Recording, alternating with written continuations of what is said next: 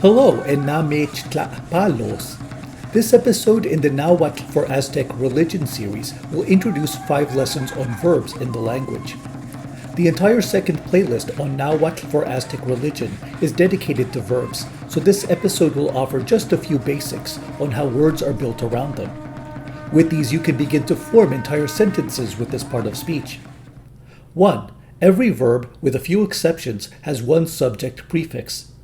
A subject marker is required for almost all verbs, and it is always in a prefix position.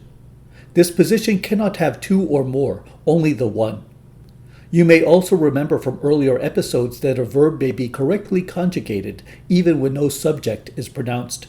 This is a null prefix for third-person subject, he, she, it, or they. For this part, we will apply the subject, person, and number markers for kisa, to leave or exit. Ni kisa, I leave. Ti kisa, you leave. Kisa, he or she leaves. Ti kisa, we leave. An kisa, you all leave. Kisa, they leave. I chose this image because we will return to details around the god Huitzilopochtli further into this episode. The only exceptions that have no subject are a few verbs related to weather, such as kiawi, rain, and tona, sun.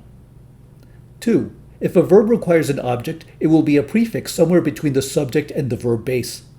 Some verbs may take a single object, but special forms can take up to 2, and a few rare forms may even allow for 3. This example will use a verb expecting just one object, na miki, to meet or encounter. For the interest of consistency, let us assume that the subject is the deity Quetzalcoatl in this plate from the Codex Boturini. The subject will be the third-person singular, so both the prefix and suffix will be null and therefore not pronounced. This will let us focus on the object-prefix forms themselves. Nech na miki, he meets me. Meets na miki, he meets you. Ki na miki, he meets him or her. Tech na miki, he meets us. Amech na miki, he meets you all. Kin na miki, he meets them. Another sample to consider is I meet him or her. Nik na miki.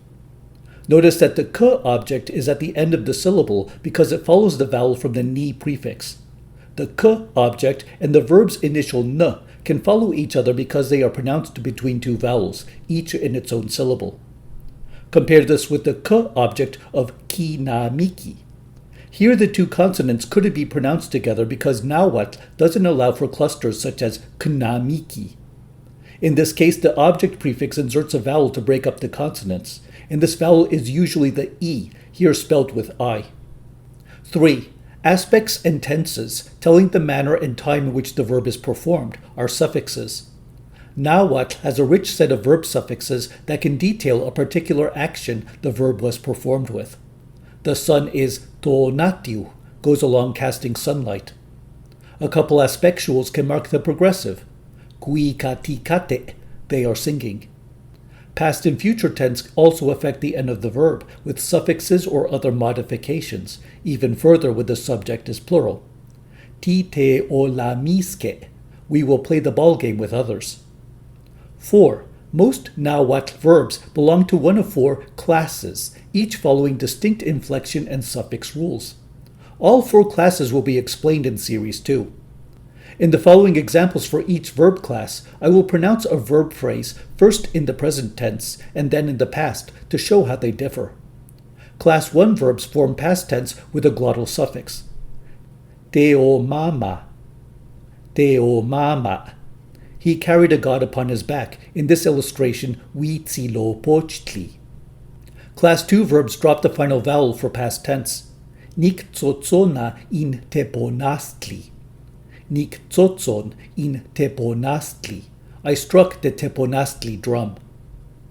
Class 3 verbs replace the final vowel with a glottal stop. Ki tlatlautia in chaltiwitl ique. Ki tlatlauti in chaltiwitl ique. He or she prayed to chaltiwitl ique. Class 4 verbs form past tense with a k suffix. Ki, keek. He or she drank it. 5. The verb is central to Nahuatl grammar.